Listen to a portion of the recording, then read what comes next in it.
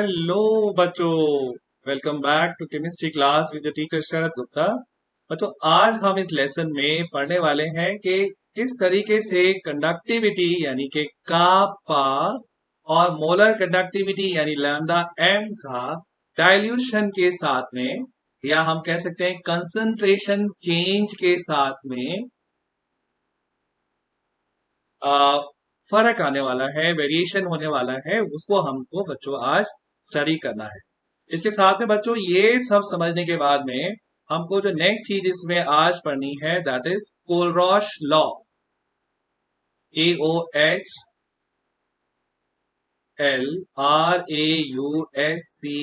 Kohlrausch law of independent migration of ion right बच्चों। तो ये दो टॉपिक जो है हमको आज इस लेसन में कवर करने हैं, तो जल्दी से स्टार्ट हो जाइए। अपने सीट बेल्ट बांध लीजिए बच्चों, अब फ्लाइट स्टार्ट होने वाली है। राइट, तो let's start with the first topic.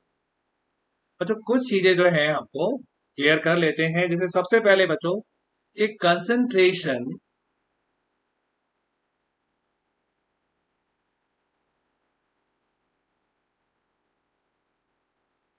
और डाइल्यूशन,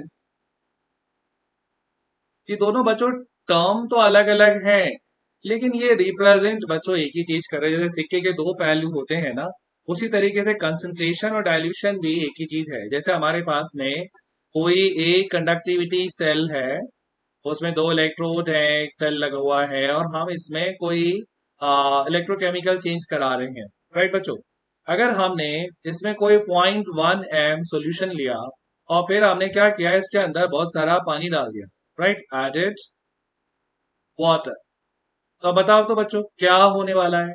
कंसंट्रेशन का क्या होगा, concentration of this solution after adding water, पानी मिलाने के बाद क्या होगा बच्चों, वो हो जाएगी डाउन, कम हो जाएगी।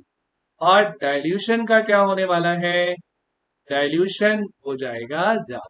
यानी एक ही बात को कहने के दो अलग तरीके हैं। अगर हम बोल रहे हैं कि भाई हमने किसी सॉल्यूशन में पानी मिलाया, तो हमने उसकी कंसंट्रेशन कम कर दी और हमने उसका डाइल्यूशन जो है वो बढ़ा दिया। ओके, तो इसी चीज को हम आगे डिस्कस करने वाले हैं।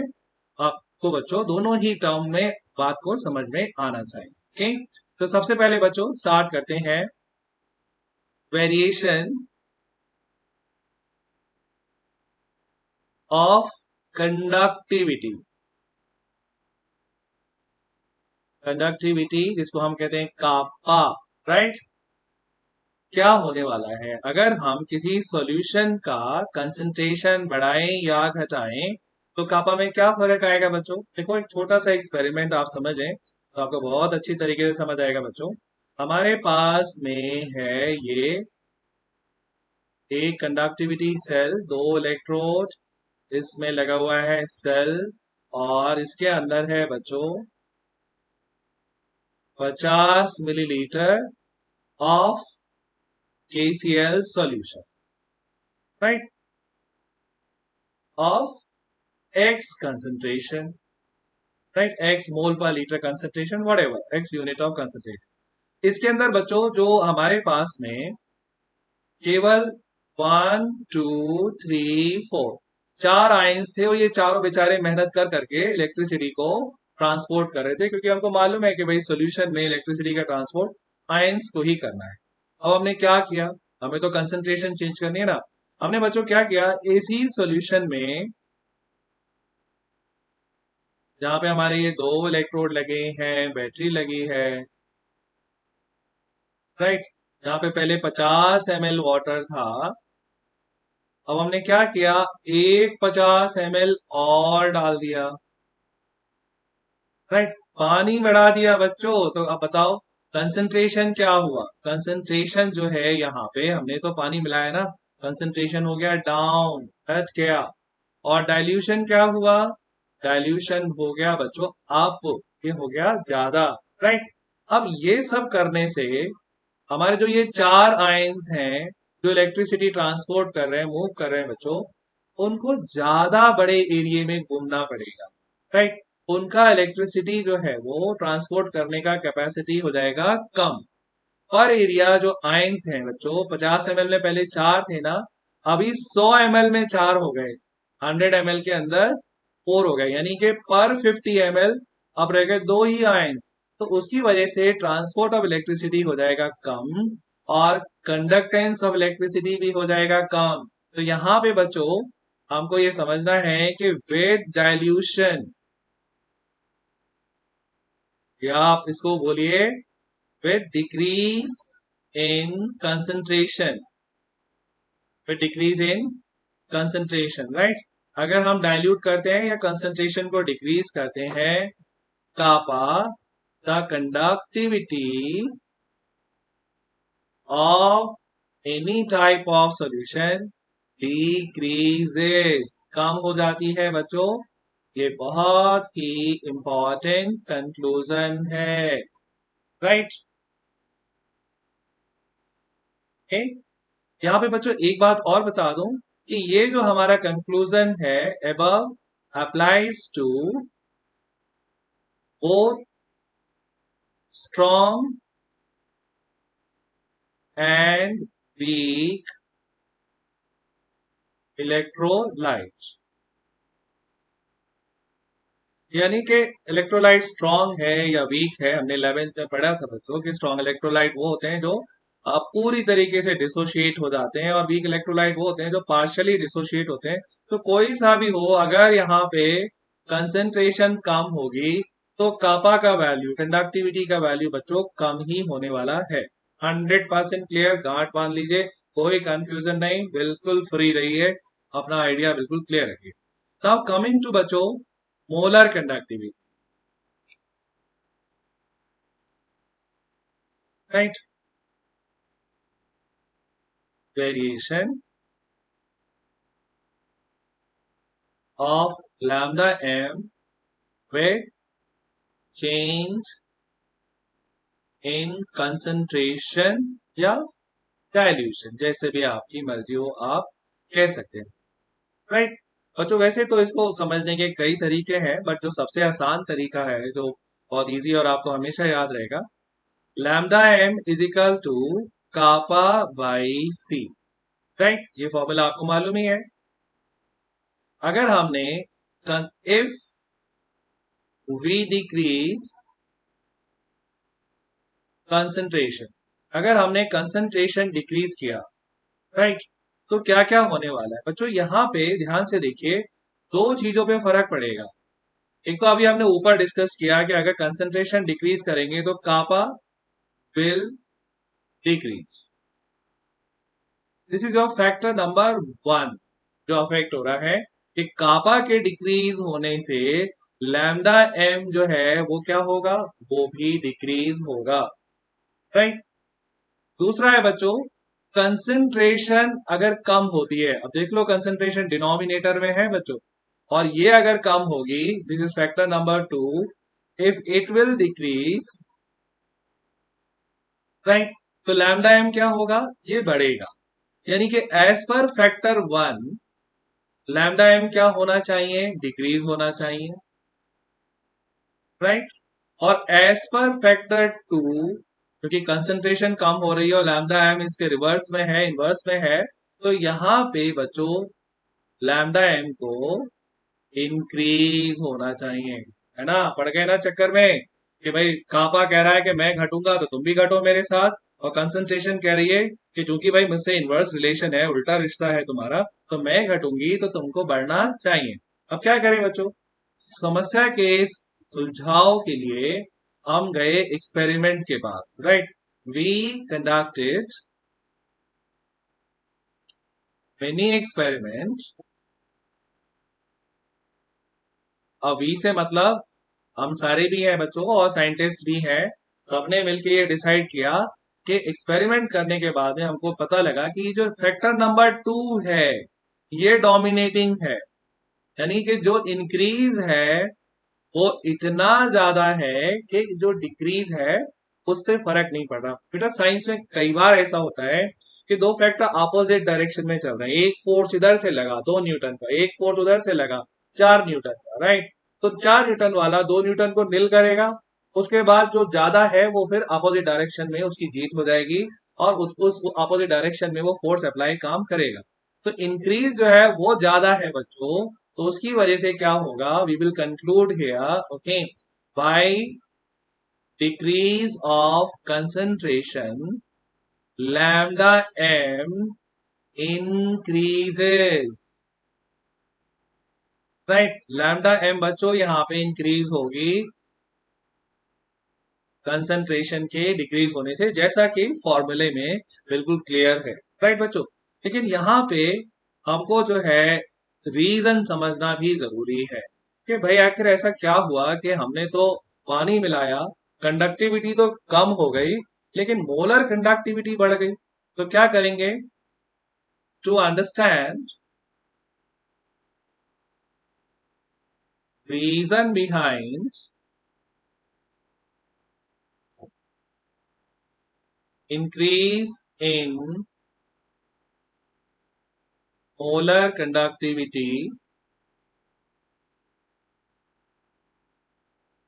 by decrease of concentration. Okay, let's divide the discussion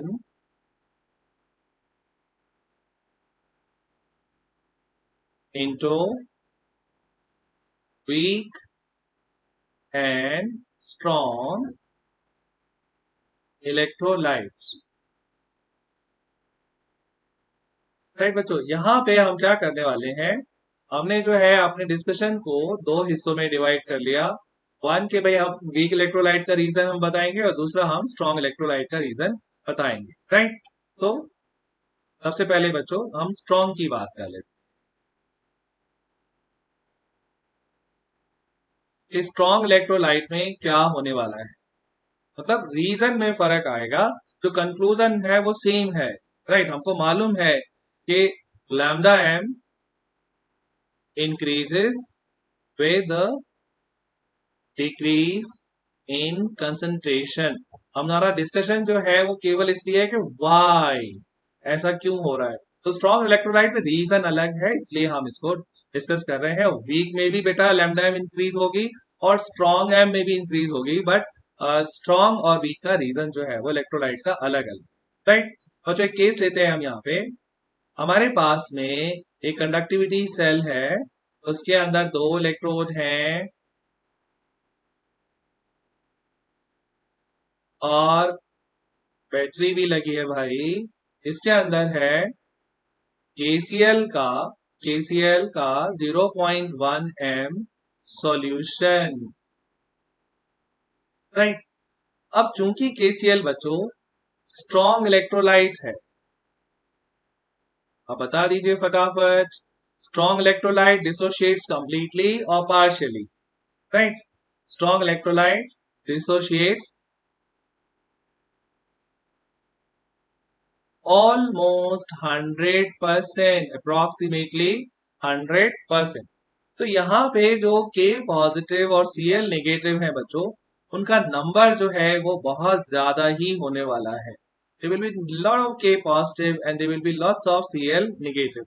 इतने ज्यादा हो जाएंगे कि आयंस को अपने अपोजिट चार्ज के इलेक्ट्रोड पे जाने से भी आपस में रोकेंगे। क्यों? क्योंकि K is positive and Cl is negative, इनका आपस में भी जो अट्रैक्शन है बच्चों, राइट, उस अट्रैक्शन की वजह से इनका मूवमेंट जो है वो अच्छा नहीं रहेगा, मूवमेंट हो जाएगा इनका कम, राइट। तो कम मूवमेंट की वजह से जो है ये अब अच्छी इलेक्ट्रिसिटी ट्रांसपोर्ट नहीं कर पाएंगे। तो हम क्या करें, अब हमको कंसंट्रेशन डिक्रीज करनी है। कैसे करें बच्चों, हमने इसके अंदर पानी और ऐड कर दिया। अब बच्चों पानी ऐड करने से आयंस के नंबर तो उतने नहीं रहे, आयंस के नंबर तो उतने ही रहे, लेकिन क्या हुआ, अब उनको स्पेस ज्यादा मिल गया, राइट। ज्यादा स्पेस मिलने से क्या हुआ, ये के पॉजिटिव और ये सीएल नेगेटिव, अब इनके बीच में स्पेस हो गया ज्यादा, राइट। तो जो इनका इलेक्ट्रोस्टैटिक फोर्स ऑफ अट्रैक्शन है वो क्या हो गया बच्चों, वो हो गया कम। इस कम फोर्स ऑफ अट्रैक्शन की वजह से अब इनका मूवमेंट हो जाएगा आसान, और उसकी वजह से मोलर कंडक्टिविटी इनकी जो है वो बढ़ जाएगी। राइट, हमने लिखा है ना, lambda M increases with decrease in concentration, फिर हमने कहा वाई। अब वाई का आंसर कर दीजिए। राइट, क्या आंसर होगा वाई का? इन strong electrolyte,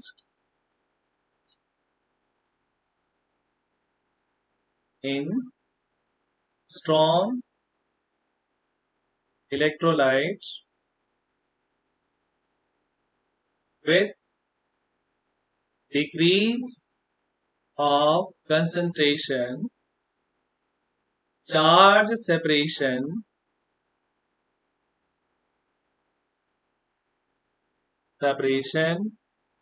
increases, right? Due to which ions movement becomes free,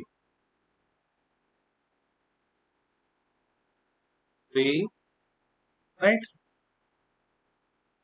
Hence lambda m increase, lambda M का वैल्यू इसमें इंक्रीज हो जाता है। तो हमको बोर्ड के एग्जाम में या हमारे किसी भी कॉम्पिटिटिव एग्जाम में बच्चों आता है कि भाई लैम्डा एम क्यों बढ़ा? लैम्डा एम इसलिए बढ़ा क्योंकि स्ट्रॉन्ग इलेक्ट्रोलाइट में with in decrease in concentration charge का सेपरेशन बढ़ गया। ये चार्ज सेपरेशन जो है वो की वर्ड है। चार्ज सेपरेशन बढ़ गया, उससे ये आयंस फ्री टू मूव हो गए। आयंस फ्री हो गए मूव करने के लिए, तो यहाँ पे क्या होगा बच्चों? ये जो है आपका ज्यादा इलेक्ट्रिसिटी कंडक्ट करेंगे, मोलर कंडक्टिविटी जो है वो बढ़ जाएगी। Right, now we are coming बच्चों कि वीक इलेक्ट्रोलाइट के केस में क्या होने वाला है। Right, in case of weak electrolyte,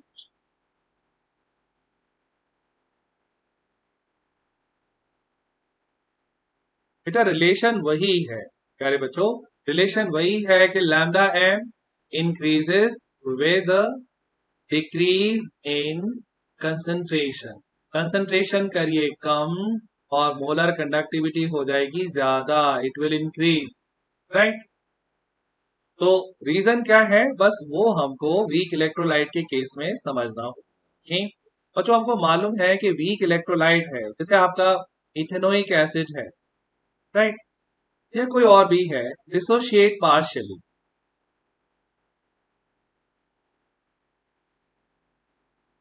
partially का मतलब है बस 1%, आधा परसेंट, 0.25%, 2%, इससे ज्यादा डिसोशिएट नहीं होता है। ठीक, उसकी वजह से नंबर ऑफ आयंस जो ये प्रोड्यूस करता है, number of ions are less. क्यों है भैया? आप कितना भी डालो ये कम ही डिसोशिएट होगा, इसलिए क्या होता है, आयंस यहाँ पे कम ही मिलते हैं क्योंकि डिसोसिएशन है इसका कम, पार्शियल डिसोसिएशन है। अब आपने क्या किया बच्चों? आपने जो है वो इसको डाइल्यूट कर दिया ऑन डिक्रीजिंग कंसंट्रेशन, या आप बोल सकते हो ऑन इंक्रीजिंग डाइल्यूशन, पानी मिला दिया।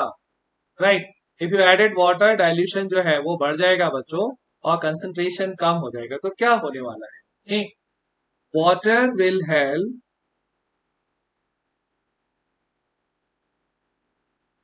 इन मोर dissociation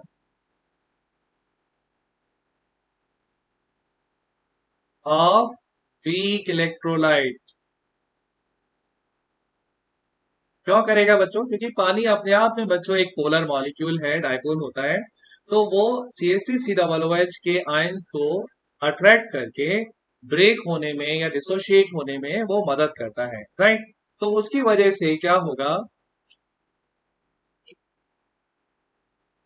hence more ions will be produced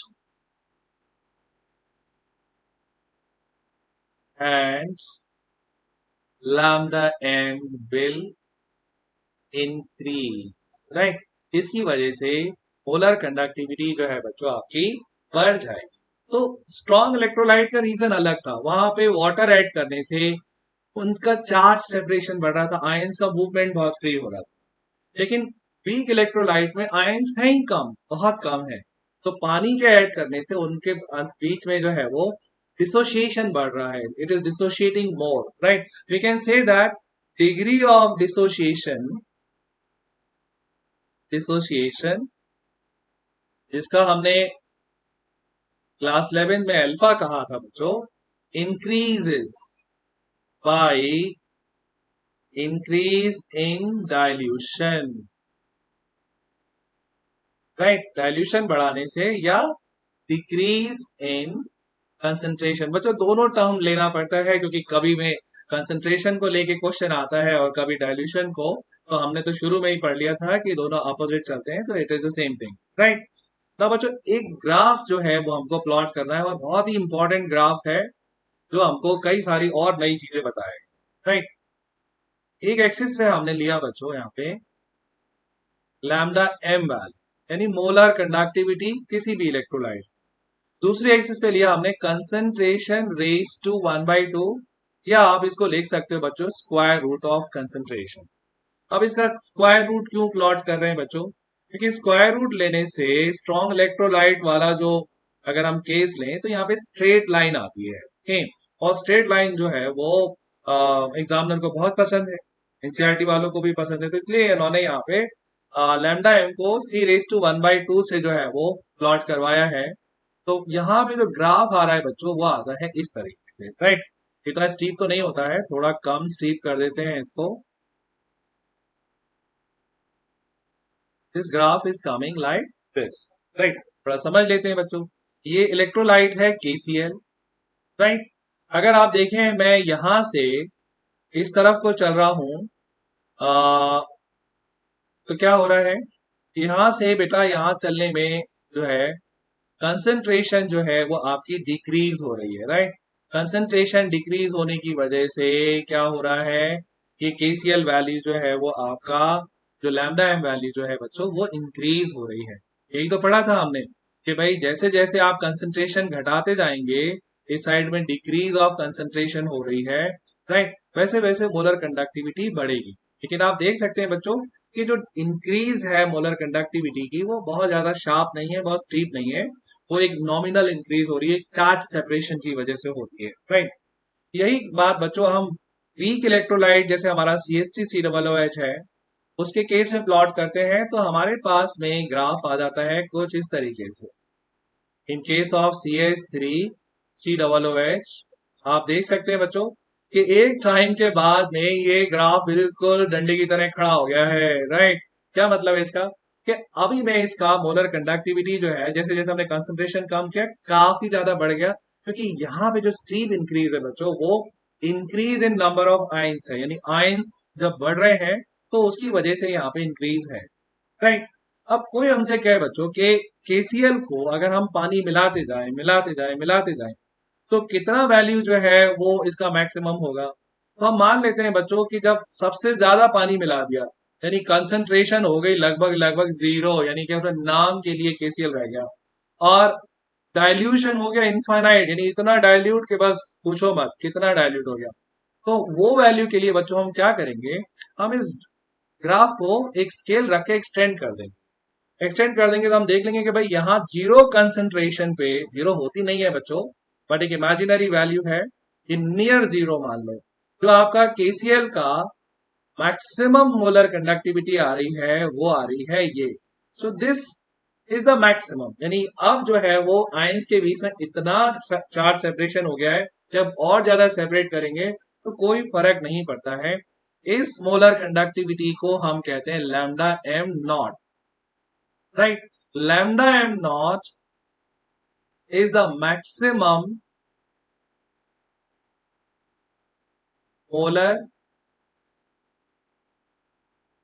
conductivity of the solution। कौन सा सॉल्यूशन बच्चों, केसीएल या कोई भी हमारा जो है वो इलेक्ट्रोलाइट जो हमने लिया है। अब चूंकि ये बच्चों मैक्सिमम है और मैक्सिमम भी क्यों है मैं आपको अभी अभी बता चुका हूं, तो इसलिए इसको लिमिटिंग मोलर कंडक्टिविटी भी कहते हैं।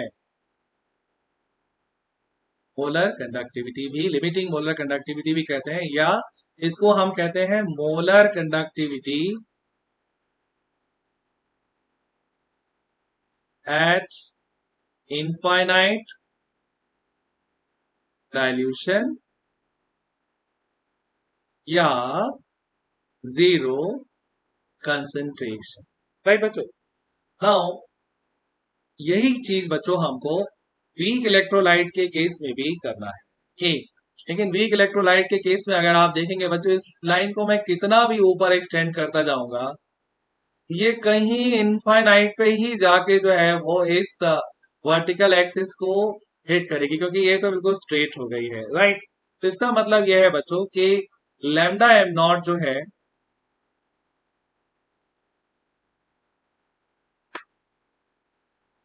Lambda M not of weak electrolyte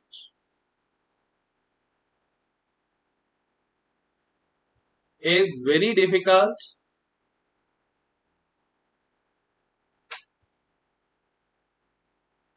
to determine by graph। जैसे आपने देख लिया अभी ग्राफ ऊपर ही जा रहा था।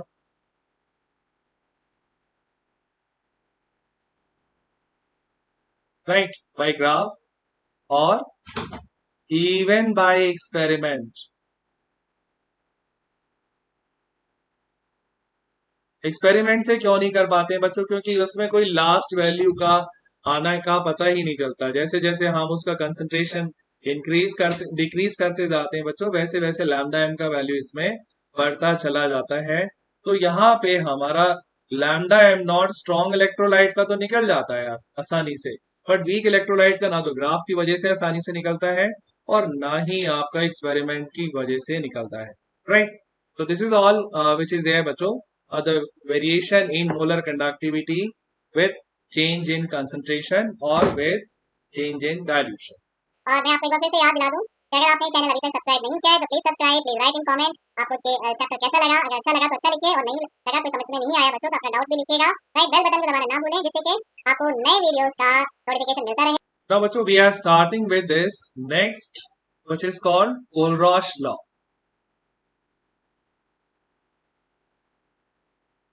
of independent migration of ions। Right बच्चों, कोलराश ने बहुत सारे एक्सपेरिमेंट किए और उसकी बेसिस पे उसने कुछ कंक्लूजन्स दिए।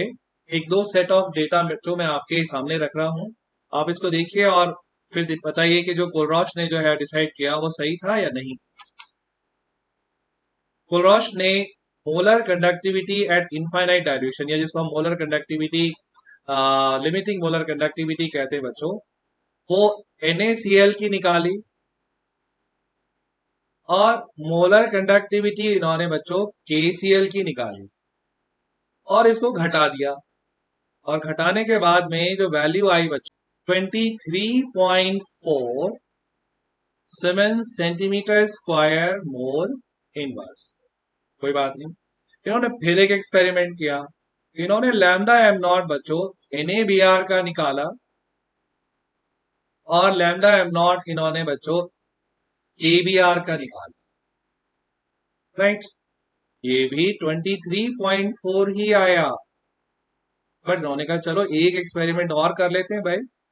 लैम्डा एम नॉट बच्चों इन्होंने NaI का निकाला और लैम्डा एम नॉट इन्होंने KI का निकाला और वो वैल्यू भी बच्चों 23.4 siemens centimetre square mole inverse ही आई। राइट, अब बच्चों ये बताओ कि ये जो दो मोलर कंडक्टिविटी हम सब्ट्रैक्ट कर रहे हैं भाई, किसी भी इलेक्ट्रोलाइट में जब हम इलेक्ट्रिसिटी फ्लो करा रहे हैं इलेक्ट्रोड्स के बीच में, तो इलेक्ट्रिसिटी कौन कंडक्ट कर रहा है सॉल्यूशन के अंदर? Ions, positive ions. ये कहाँ जाएंगे? ये जाएगा निगेटिव आयन की तरफ, निगेटिव इलेक्ट्रोड की तरफ, और निगेटिव आयन किधर जाएगा? ये आपके पॉजिटिव इलेक्ट्रोड की तरफ जाएगा। जाएगा ना बच्चों? यानी transport of electricity is done by both cation and anion. अब यहाँ पे Cl है बच्चों जो कॉमन है यहाँ पे, तो अगर हम दोनों को सब्ट्रैक्ट कर रहे हैं जो डिफरेंस ऑफ कंडक्टिविटी आएगा वो किसका आएगा, Na और K का आएगा। यानी 23.4 जो वैल्यू आया है डिफरेंस ऑफ कंडक्टिविटी वो Na और K का आया, और साथ में कौन सा आयन है, Cl है। यही बच्चों अगर Br साथ में है यहाँ पे या I साथ में है, तब भी जो डिफरेंस ऑफ मोलर कंडक्टिविटी है Na और K की बच्चों वो 23.4 ही रहती है। राइट, तो इससे ये क्या कंक्लूड करना चाह रहे थे, कुलरोश ने कहा भाई कि इनफाइनाइट डाइल्यूशन पे या बहुत कम कंसंट्रेशन पे आयंस जो इलेक्ट्रिसिटी ट्रांसपोर्ट करते हैं उसमें उनका नेबर कौन है, उनका पड़ोसी कौन है, उनका पार्टनर कौन है, उससे कोई फर्क नहीं पड़ता है। Right, it conducts the same amount of electricity कि अगर डाइल्यूशन इनफाइनाइट है या कंसंट्रेशन जीरो है, इस पे कोई फर्क नहीं पड़ता कि कोई भी इसका नेबर हो। यानी कि molar conductivity of NaCl is equal to lambda M not of Na positive plus lambda M not of Cl negative. इसका अपना इंडिविजुअल वैल्यू होगा, इसका अपना इंडिविजुअल वैल्यू होगा, और इस वैल्यू का ये कोई फर्क नहीं पड़ेगा कि यहाँ पे Cl है, Br है या I है, कोई सा भी जो है वो इसका नेबरिंग आयन हो, Na का जो वैल्यू है वो इंडिपेंडेंट है अपने नेबर से। एक एक्सपेरिमेंट इन्होंने और किया बच्चों, अब की बार इन्होंने एनायन जो है वो चेंज नहीं किया, कैटायन चेंज किया, यानी कि lambda M naught NaCl minus lambda M naught NaBr। यानी आप देख रहे हैं बच्चों Na कॉमन हो गए ना, तो जो डिफरेंस आएगा वो Cl और Br का ही तो आएगा। ये कितना आया बच्चों, 1.8 siemens centimetre square mole inverse. Right, lambda M not KCl minus lambda M not KBr, यानी अब की बार इन्होंने क्या करा, Cl और Br तो चेंज करे बट K कॉमन ले लिया, यानी अगर दोनों को घटा रहे हैं तो K का जितना भी मोलर कंडक्टिविटी वैल्यू वो सब्ट्रैक्ट हो जाएगा, तो ये आ गया 1.8 siemens centimetre square mole inverse. यानी यहां पे भी बच्चों यही बात प्रूव करी कि भाई Cl और Br का नेबर चाहे Na हो या पोटेशियम हो, उनका जो molar conductivity value at infinite dilution है वो सेम रहती है।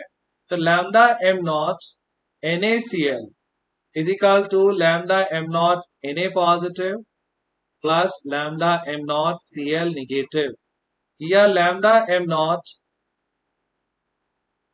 NaBr is equal to lambda M naught Na positive plus lambda M naught Br negative. Right, इस चीज को बच्चों हम एक टेबल से समझ लेते हैं। राइट बच्चों, देखो यहाँ पे इन्होंने limiting molar conductivity for some ions, यानी कुछ आयंस के लिए जो है वो लिमिटिंग मोलर कंडक्टिविटी दे रखी है। तो मेन इंपॉर्टेंट पॉइंट है बच्चों, यहाँ पे H पॉजिटिव की मोलर कंडक्टिविटी दे रखी है, लेकिन ये कहीं नहीं लिखा है कि H पॉजिटिव किसके साथ होगा तो ये वैल्यू होगी। ये जो वैल्यू है या ये जो वैल्यू है बच्चों, ये इन आयंस की इंडिपेंडेंट वैल्यू है।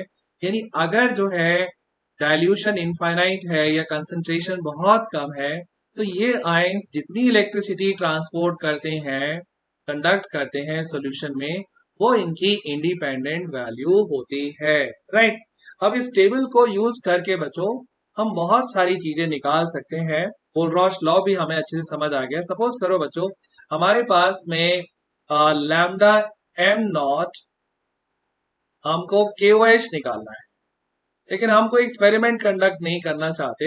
हमारे पास ये टेबल है, हम इसको देख के लैम्डा एम नॉट KOH जो है वो निकालना चाहते हैं। क्या करेंगे बच्चों, हमको मालूम है कि lambda M not K positive plus lambda M not OH negative, अगर ये दो वैल्यू हमारे पास में हो तो हम KOH का molar conductivity at infinite dilution निकाल सकते हैं ना बच्चों। तो कैसे निकालेंगे हम, K पॉजिटिव का वैल्यू कितना है 73.5, ये लगा दिया यहाँ पे। राइट, और OH का कितना है बच्चों, OH है 349.6, इन दोनों वैल्यू को हमने ऐड कर दिया बच्चों, और जितना भी आएगा वो siemens centimetre square mole inverse, ये वैल्यू जो है बच्चों हम निकाल लेंगे। ये कोलरॉश लॉ का एप्लीकेशन है कि we can find the molar conductivity of any ion, any electrolyte without doing experiment, अगर हमारे पास उनके आयंस की इंडिपेंडेंट वैल्यू है। एक एग्जांपल और देख लीजिए बच्चों, जैसे हमारे पास में MgCl2 है, राइट। तो पहले इसका बच्चों इक्वेशन लिख लो कि भाई एक मोल MgCl2, एक मोल तो Mg2 पॉजिटिव देगा और 2 मोल Cl नेगेटिव देगा, राइट बच्चों। तो जब आप इसकी मोलर कंडक्टिविटी निकालने के लिए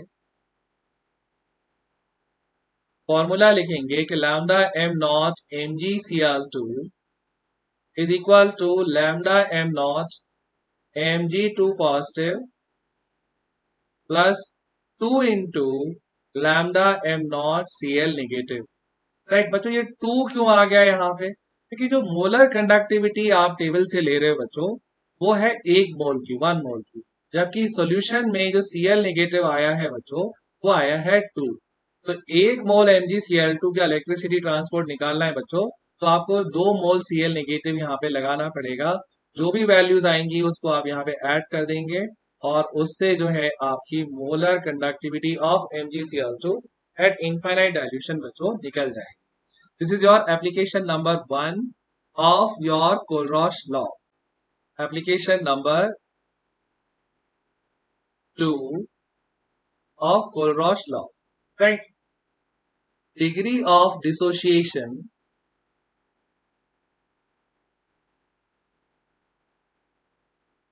alpha of any electrolyte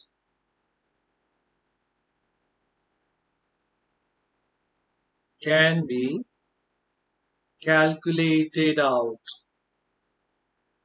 right? तो हमें डिग्री ऑफ डिसोसिएशन जो है वो किसी भी इलेक्ट्रोलाइट की हम कैलकुलेट कर सकते हैं बच्चों, अगर हमारे पास में कोलरॉश लॉ की इंफॉर्मेशन है। कैसे बच्चों? हमको मालूम है alpha the degree of dissociation, right. क्या होता है? Number of ions present in solution divided by total number of ions, right. यानी कि आपके जितने मॉलिक्यूल थे बच्चों, उस मॉलिक्यूल में से जितने डिसोशिएट हो गए वो तो आ जाएंगे ऊपर, राइट। यू कैन से कि भाई number of molecule dissociated, okay. You can also say ये नंबर ऑफ मॉलिक्यूल डिसोशिएटेड, जितने डिसोशिएट हो गए वो हम लिखेंगे ऊपर, और उसी के अकॉर्डिंग जो है वो नंबर ऑफ आयंस जो है वो सॉल्यूशन में आ जाएंगे। और टोटल नंबर ऑफ आयंस का मतलब हो गया बच्चों total number of molecule,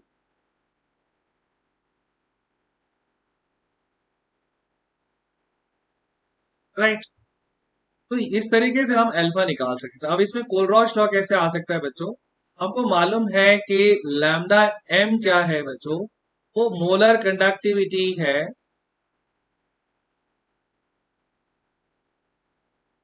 at any given concentration है,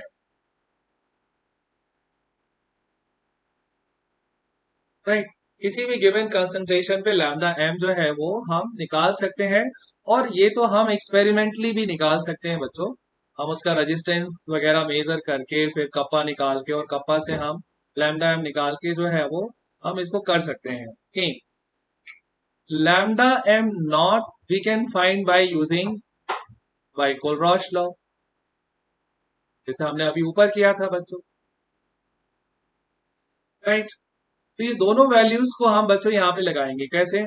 कि नंबर ऑफ आयंस जो आपके डिसोशिएट हो गए हैं वो तो बच्चों आपको बताते हैं लैम्डा एम का वैल्यू, राइट। वो बताते हैं लैम्डा एम का वैल्यू, क्योंकि उतना ही लैम्डा एम आएगा जितने की आयंस डिसोशिएट हुए हैं। और टोटल नंबर ऑफ आयंस बच्चों ये आता है लैम्डा एम नॉट के हिसाब से, राइट। क्योंकि जब मैक्सिमम मोलर कंडक्टिविटी है बच्चों, वो आपके टोटल नंबर ऑफ आइंस के हिसाब से आएगी। तो alpha is going to be here lambda M upon lambda M not. ये वैल्यू लगा के बच्चों हम किसी भी इलेक्ट्रोलाइट का एट गिवन कंसंट्रेशन जो है वो डिग्री ऑफ डिसोसिएशन अल्फा को कैलकुलेट आउट कर सकते हैं। This is your application number 2 बच्चों, that is finding degree of dissociation of any electrolyte. Okay, now बच्चों नेक्स्ट एप्लीकेशन है आपका कैलकुलेटिंग इक्विलिब्रियम कांस्टेंट।